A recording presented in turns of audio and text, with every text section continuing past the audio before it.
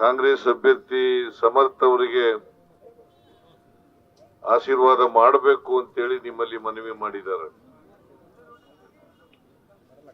9ನೇ ತಾರೀಕು ಉಪಚುನಾವಣೆ ನಡೀತಾ ಇದೆ. ಇವತ್ತಾಗಲೇ 2ನೇ ತಾರೀಕು. 9ನೇ ತಾರೀಕು ಉಪಚುನಾವಣೆ ನಡೀತಾ ಇದೆ. ಈ ಉಪಚುನಾವಣೆ ಯಾಕೆ ಬಂತು ಅಂತಕ್ಕಂಥದ್ದು ನಿಮ್ಗೆಲ್ಲ ಗೊತ್ತಿದೆ. ಕಳೆದ ವಿಧಾನಸಭಾ ಚುನಾವಣೆಯಲ್ಲಿ ತಾವೆಲ್ಲರೂ ಕೂಡ ಶ್ಯಾಮನೂರು ಶಿವಶಂಕರಪ್ಪನವರನ್ನ ಆಶೀರ್ವಾದ ಮಾಡಿ ಆಯ್ಕೆ ಮಾಡಿದ್ರಿ. ಅವರು ದುರ್ದೈವ ಅಕಾಲ ಮರಣಕ್ಕೆ ತುತ್ತಾದರು. ಕೊನೆ ಉಸಿರಿರೋವರೆಗೂ ಕೂಡ ಶಾಸಕರಾಗಿ ಜನಸೇವೆಯನ್ನ ಮಾಡಿದ್ರು. ಈಗ ಅವರು ನಿಧನರಾದ ಮೇಲೆ ಅವರ ಸ್ಥಾನ ಖಾಲಿ ಆಯಿತು. ಈ ಸ್ಥಾನವನ್ನ ಭರ್ತಿ ಮಾಡ್ಲಿಕ್ಕೋಸ್ಕರ ಈ ಉಪಚುನಾವಣೆ ನಡೀತಾ ಇದೆ.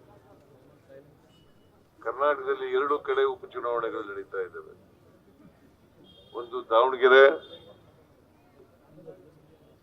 ಶ್ಯಾಮನೂರು ಶಿವಶಂಕರಪ್ಪನವರು ನಿಧನರಾದ ಮೇಲೆ ನಡೀತಾ ಇರತಕ್ಕಂಥದ್ದು. ಇನ್ನೊಂದು ಬಾಗಲಕೋಟೆ. ಬಾಗಲಕೋಟೆನಲ್ಲೂ ಕೂಡ HY ಮೇಟಿಯವರು ನಿಧನರಾದರು. ಇವರಿಬ್ಬರು ಕೂಡ ಬಹಳ ಸಜ್ಜನರು, ಬಡವರ ಪರವಾಗಿ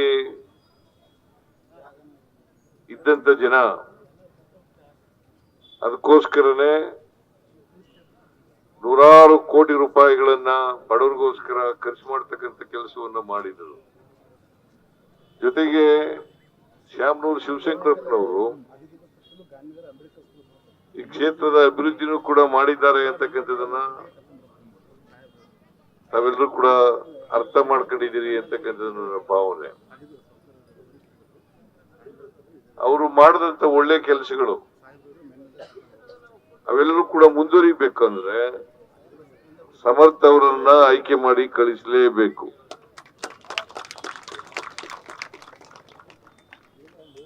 ಸಮರ್ಥ ಅವ್ರಿಗೆ ಯಾಕೆ ನಾವು ಕ್ಯಾಂಡಿಡೇಟ್ ಮಾಡೋದು?